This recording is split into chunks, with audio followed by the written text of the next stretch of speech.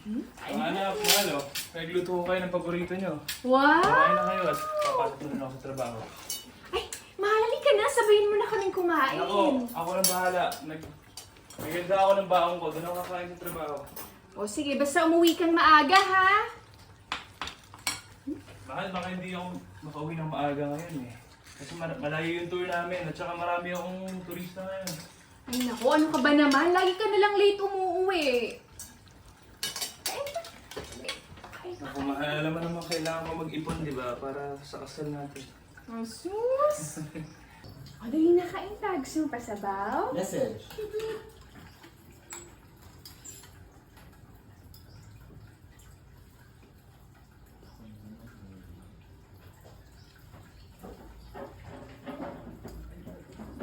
Labas.